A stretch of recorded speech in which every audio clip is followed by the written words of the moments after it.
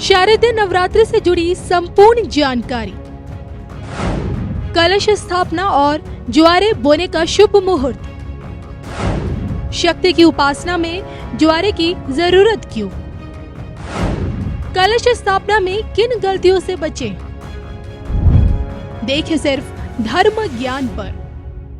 नमस्कार, धर्म ज्ञान के दर्शकों का स्वागत है। कविता राणा मेरे साथ, राजपुरोहित मधुर जी। मधुर जी, स्वागत है आपका। सादर नमस्कार। शक्ति के 9 रूपों के उपासना का महापर्व यानी कि शारदीय नवरात्र, जो कि आपको भी मालूम होगा कि 3 अक्टूबर से शुरुआत हो रही है इसकी, और इसके बाद दशहरे के मौके पर इसकी समाप्ति हो जाती है।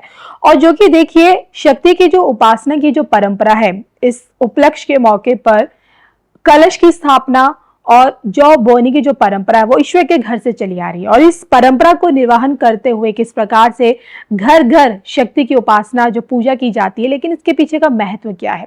और जब आप कलश स्थापना करते हैं या फिर जब आप जौ बोते हैं, शक्ति को उसमें पूजते हैं, तो उस समय किन चीजों का ध्यान आपको रखना बहुत जरूरी हो जाता है, अन्यथा आपकी की गई उपासना या कहीं कि आपकी पूजा भी अपवित्र ना हो जाए।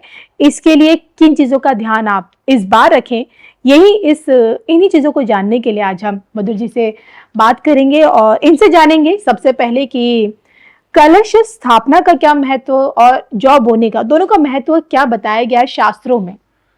कलश स्थापना की जो परंपरा है, विशेषकर यज्ञ में कलश को स्थान एक बहुत ही विशेष रूप में दिया जाता है। और इसलिए दिया जाता है कि यदि हमारे पास किसी भी प्रकार की कोई प्रतिमा ना भी हो जी, या कह सकते हैं कि कोई हमारे पास ऐसी प्रतिमा या ऐसी तस्वीर या फिर कोई वेदी बनाने की परिस्थिति ना हो, तो हम केवल कलश को स्थापित करके भगवती की या देवी देवताओं की आराधना कर सकते हैं। और उसका कारण ये शास्त्रों में बताया गया है कि कलश में ही सभी देवी देवता समाहित हो जाते हैं। कलशस्य मुखे विष्णु, कंठे रुद्र समाश्रितः, मूले तुस्य स्थितो ब्रह्मा, मध्य मातृगणा स्मृता।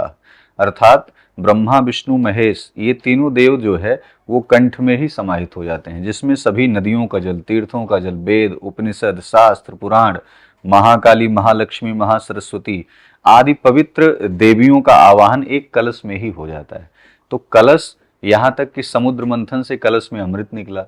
कलश की अपनी एक अलग भूमिका है और कहा गया है कि घट स्थापना, इस कलश के स्थापना से समस्त देवी देवता चले आते हैं खिंचे। और दूसरा ये कि यह कलश इस पूरे यज्ञ में या नवरात्रि में इतना महत्वपूर्ण होता है किसी भी कार्यक्रम में, कि जब जब आप कलश में जल को रखते हैं तो यह कलश संकेत देता है कि मनुष्य तमाम प्रकार की विपत्तियों को अपने जीवन में सहते हुए, इस प्रकार जैसे कलश में, पके हुए कलश में लंबे समय तक जल रुका हुआ है और वह स्थिर रह के यज्ञ को संपन्न कर रहा है, ऐसे ही मनुष्य को भी अपने जीवन में धैर्य धारण करके अपनी दिशा और दशा की तरफ आगे बढ़ना चाहिए। चाहे जितनी भी आपत्तियां आए उसे अपने जीवन में मित्रवत शामिल करना चाहिए। देखिए, सिर्फ जौ ही क्यों बोए जाते हैं नवरात्रों में?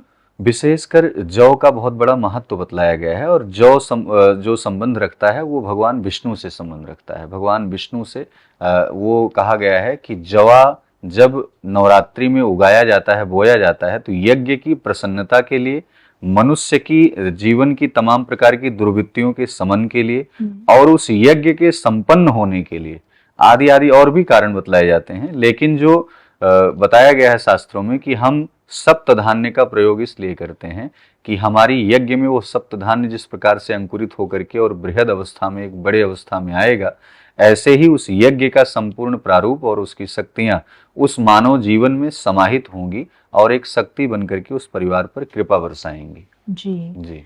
चलिए, ये तो आपने हमें महत्व समझाने की कोशिश की है। अब मैं आपसे ये जानना चाहूंगी, जब हम कलश की स्थापना करते हैं तो उस दौरान किन चीजों का ध्यान रखना चाहिए? क्योंकि कई लोगों के दिमाग में होता है कि भाई आप कलश के रूप में स्टील का बर्तन इस्तेमाल करें या फिर आप क्या कहते हैं मिट्टी के बर्तन का इस्तेमाल करें। विशेषकर बहुत अच्छा प्रश्न आपने पूछा है। जैसे लोग तमाम प्रकार से धातु कलश का इस्तेमाल करते हैं। जैसे धातु का महत्व है, धातु सर्वत्र शुद्ध होती है, यकीनन शुद्ध होती है, धातुओं का इस्तेमाल करना चाहिए। लेकिन आपको बता दें कि मिट्टी का कलश, जब जब मृदा एक ऐसी है, पंचभौतिक शरीर निर्मित होती है और पुनः इसी में विलय हो जाता है।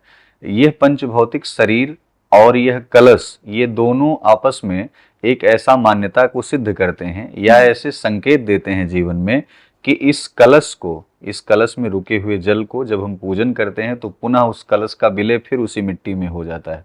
ऐसे ही यह पंचभौतिक शरीर मनुष्य की जो ये मिली हुई है, इस पर केवल जो है ये एक ऐसी पेटिका है जो रक्त, मांस, हड्डी आदि से बनी हुई है, लेकिन इस पर जो एक चाम चढ़ा हुआ है, चमड़ा चढ़ा हुआ है, किसी का काला है, किसी का गोरा, आदि आदि विभिन्न रूप हैं। जी। तो इन सब को अगर ये जब पंचभौतिक शरीर पुनः पंच तत्व में विलीन होगी तो ये फिर मिट्टी में मिल जाएगी।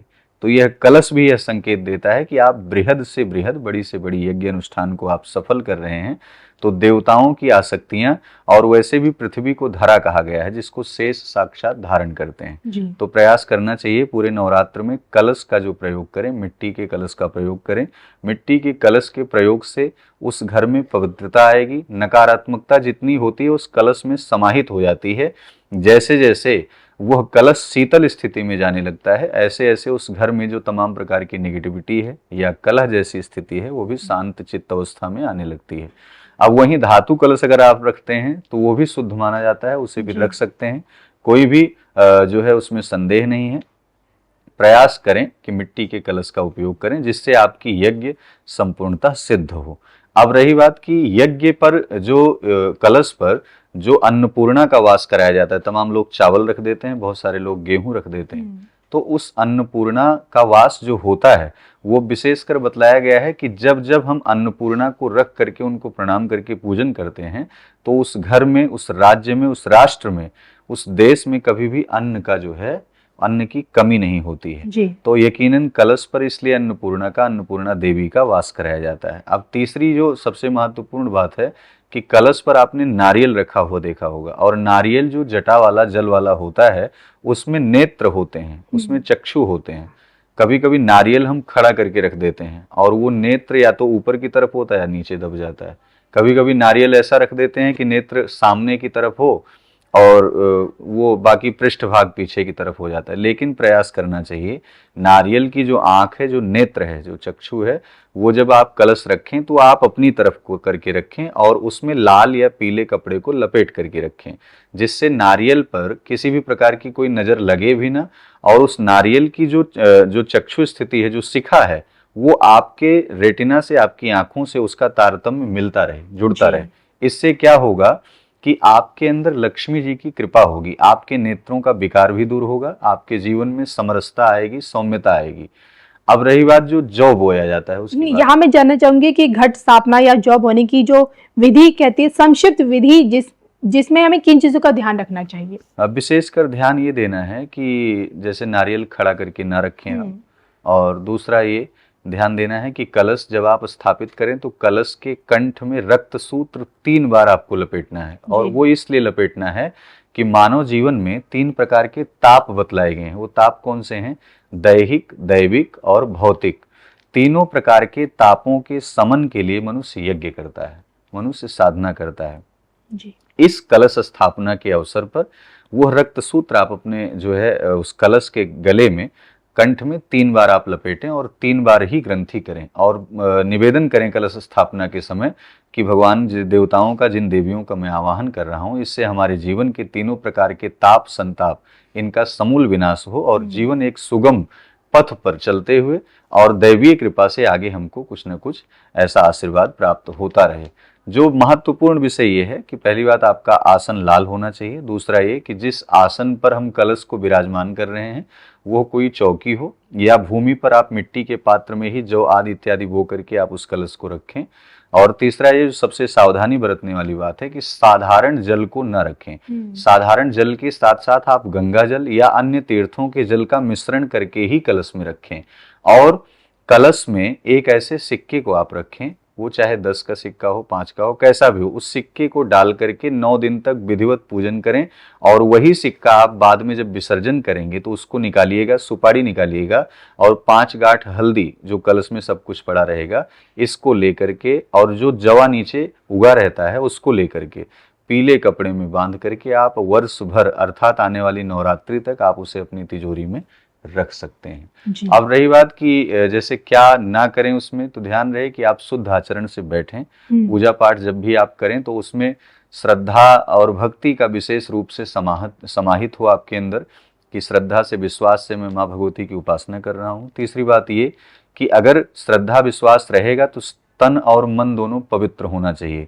तो आपके जो शरीर पर वस्त्र हो वो वस्त्र अलंकार आदि तमाम प्रकार से आपको विधिवत करके रखना है। बहुत सारी माताएं ऐसी हैं कि बाल उसी दिन धुल करके या बाल को खोल करके पूजन करने का प्रयास करती हैं। बचना चाहिए इन चीज़ों से।